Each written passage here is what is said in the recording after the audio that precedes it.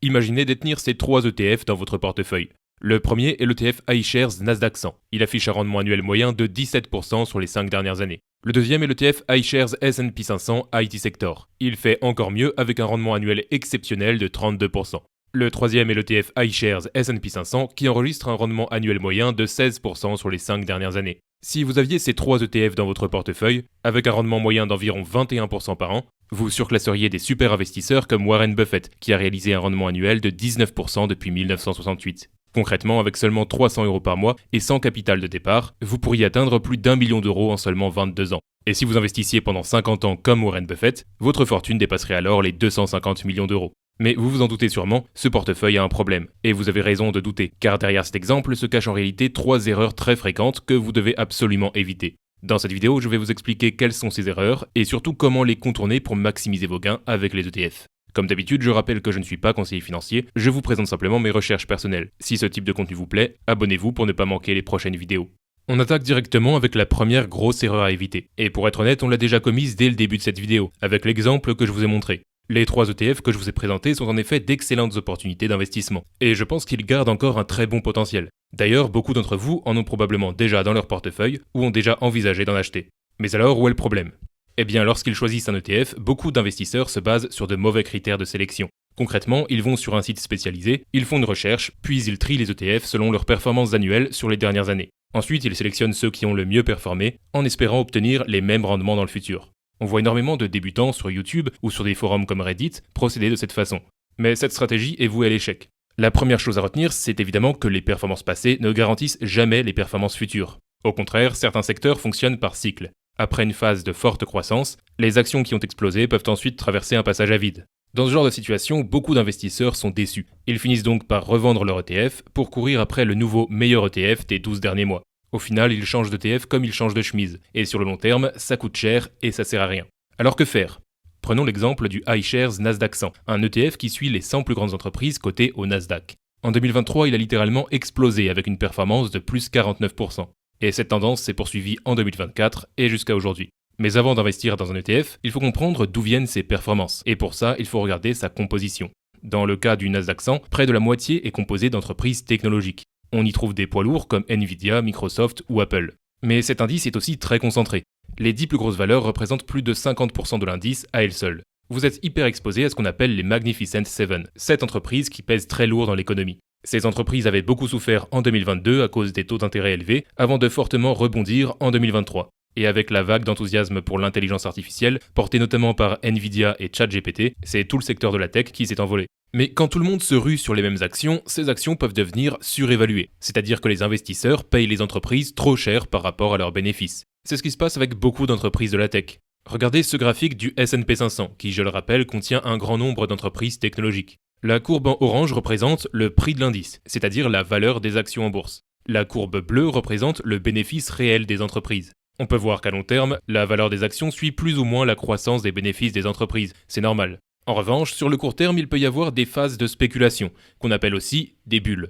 C'est-à-dire que la valeur en bourse des entreprises est plus élevée que leurs bénéfices réels. C'est d'ailleurs très visible lors de la bulle Internet en 2000. On voit clairement que la valeur en bourse des entreprises est surévaluée. Ces excès mènent souvent à des corrections, c'est-à-dire à une baisse plus ou moins brutale des cours. Lors de la bulle Internet, le Nasdaq a perdu 80% de sa valeur en quelques mois, et il a fallu plus de 15 ans pour revenir à son niveau initial. Même s'il est peu probable qu'on revive une telle chute, personne ne peut prédire si le Nasdaq continuera à grimper dans les mois et années à venir. Attention, je ne dis pas que c'est une erreur d'investir dans le Nasdaq 100. Je dis simplement que les rendements passés ne sont pas une prévision fiable de l'avenir, et donc qu'on ne peut pas choisir un ETF uniquement en fonction de ses performances passées. Ce qui compte vraiment, c'est de comprendre dans quoi vous investissez et de suivre une stratégie claire et réfléchie. Pour limiter les risques liés à un seul ETF, il y a 2 grands principes. D'abord, restez investi sur le long terme. C'est le meilleur moyen de traverser les phases de spéculation. Ensuite, diversifiez votre portefeuille. Plutôt que de miser uniquement sur le Nasdaq 100, vous pouvez ajouter 1 ou 2 autres ETF. Et c'est l'occasion de passer à la deuxième erreur la plus répandue chez les investisseurs. Parce qu'il ne suffit pas juste d'acheter 3 ETF au hasard. Revenons à notre exemple du début. On a donc 3 ETF. Le Nasdaq 100, on vient de le voir, est composé à 54% d'entreprises de la tech. Le S&P IT Sector est composé quasiment à 100% de valeurs technologiques. Et le S&P 500 à 35%. Ces 3 ETF sont donc dominés par le même secteur. Si on compare leurs 10 plus grosses positions, on retrouve quasiment les mêmes entreprises, dont Nvidia, Microsoft et Apple. Ces 3 entreprises sont dans le top 3 des 3 ETF. À elles seules, elles représentent près de 30% du Nasdaq 100, 60% du S&P IT Sector et 20% du S&P 500. Autrement dit, en achetant ces 3 ETF, vous achetez quasiment la même chose, mais en payant 3 fois à travers 3 produits différents. Ce phénomène s'appelle le chevauchement, ou overlap en anglais. Beaucoup d'investisseurs croient diversifier leur portefeuille en achetant des ETF différents. Mais sans s'en rendre compte, ils renforcent les mêmes entreprises. Alors évidemment, dans cet exemple, le chevauchement est évident, puisqu'il s'agit de 3 ETF visiblement très exposés à la tech. Mais beaucoup d'investisseurs oublient que même un ETF mondial, comme le MSCI World, peut poser problème. Prenons quelqu'un qui détient déjà un ETF MSCI World dans son portefeuille et qui décide d'ajouter un ETF Nasdaq 100. En regardant le top 10 des 2 ETF, on remarque que les 9 premières entreprises sont identiques. Et sur les 100 actions du Nasdaq, 96 sont déjà dans le MSCI World. Donc combiner ces 2 ETF ne fait que vous surexposer aux entreprises qui sont déjà présentes dans les 2 ETF, au détriment de toutes les autres. Ici, l'investisseur pense réduire le risque, mais en réalité, il réduit sa diversification et augmente son risque. Pour bien diversifier un portefeuille, il faut donc limiter autant que possible ces chevauchements. L'exemple parfait, c'est la combinaison 70-30 entre un ETF MSCI World et un ETF Emerging Markets. Comme ces 2 ETF couvrent 2 zones géographiques différentes, leur chevauchement est de 0%, et ils se complètent parfaitement pour former un portefeuille équilibré. En revanche, si on ajoute ensuite un ETF S&P 500, on retrouve à nouveau des chevauchements importants avec le MSCI World. Reste une question essentielle. Le chevauchement est-il vraiment un problème ? La réponse dépend en réalité de votre intention. Le vrai problème, c'est si vous combinez des ETF sans savoir qu'il existe des chevauchements, ni ce que ça implique. Si vous ignorez que vos ETF se chevauchent, vous prenez plus de risques sans en avoir conscience, ce qui est évidemment dangereux pour votre épargne. Mais si vous le faites volontairement, en toute connaissance de cause, alors ce n'est plus un problème, c'est juste un risque calculé. Acheter une entreprise que vous possédez déjà ailleurs, ce n'est pas une mauvaise chose, surtout si l'entreprise en question est solide. Si vous aimez Nvidia et Microsoft, alors vous avez raison de vouloir vous y exposer. D'ailleurs, certains super investisseurs ont des portefeuilles très concentrés. En 2023, plus de la moitié du portefeuille de Warren Buffett était composé d'Apple. Warren Buffett n'est pas idiot, il le fait en connaissance de cause, parce qu'il a une conviction forte sur Apple. Pour résumer, vous devez comprendre ce que contiennent vos ETF et identifier leur chevauchement. Ensuite, vous devez décider soit de les éviter pour maximiser votre diversification, soit de les accepter pour renforcer vos convictions sur certaines entreprises. L'important est de savoir exactement ce que vous faites et pourquoi vous le faites. Maintenant, vous vous demandez sûrement quelle est la meilleure stratégie pour vous. Eh bien, la réponse dépend de votre connaissance du marché boursier. Warren Buffett l'a résumé ainsi. La diversification est une protection contre l'ignorance. Elle n'a pas beaucoup de sens pour ceux qui savent ce qu'ils font. Si vous êtes un investisseur expérimenté, que vous comprenez vraiment les entreprises dans lesquelles vous mettez de l'argent, alors vous pouvez vous permettre de concentrer votre portefeuille. Avec seulement quelques entreprises bien choisies, vous pouvez obtenir de bien meilleurs résultats qu'avec un portefeuille diversifié. Mais si vous êtes un investisseur lambda, c'est-à-dire que la finance n'est pas votre métier et que vous ne savez pas analyser ni évaluer des entreprises, alors il vaut mieux jouer la sécurité en diversifiant largement.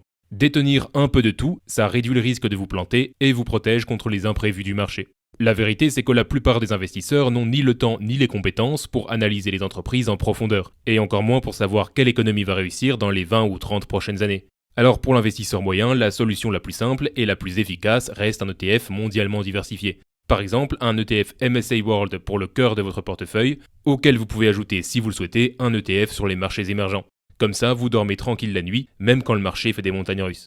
On arrive maintenant à la troisième et sans doute la plus grosse erreur que font les débutants avec les ETF. Pour rappel, la première erreur était de choisir un ETF uniquement sur ses performances passées, sans analyser ce qui explique réellement ses résultats. La deuxième erreur était de ne pas connaître la composition de vos ETF, ce qui entraîne souvent des chevauchements involontaires. Mais alors, quelle est cette troisième grosse erreur à éviter ? Si vous avez déjà investi dans plusieurs ETF, il est possible que vous ne soyez pas totalement satisfait de votre portefeuille actuel. Et c'est normal.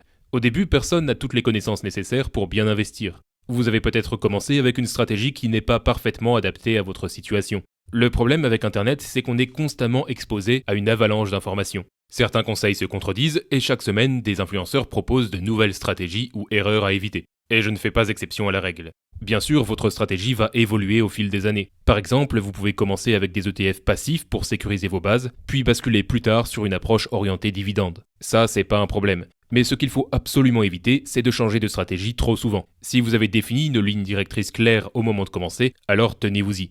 L'investissement en ETF demande une vision long terme. Passer sans arrêt d'une stratégie à l'autre finit presque toujours par vous faire perdre de l'argent. En ce qui me concerne, j'ai une stratégie très simple. Un ETF large qui couvre les pays développés, autour duquel j'ajoute quelques ETF spécifiques et des actions individuelles. Mais n'oubliez pas que ce qui fonctionne pour une personne ne conviendra pas forcément à tout le monde. Donc restez fidèle à votre stratégie, même quand le marché traverse des périodes difficiles. L'important, c'est d'éviter les erreurs les plus fréquentes, de construire une stratégie claire et d'avoir une bonne base de connaissances. Et pour ça, je vous recommande vivement de regarder cette vidéo. J'y explique tout ce qu'il faut savoir avant d'investir dans les ETF. Cliquez simplement sur la vidéo qui s'affiche à l'écran, on se retrouve tout de suite de l'autre côté.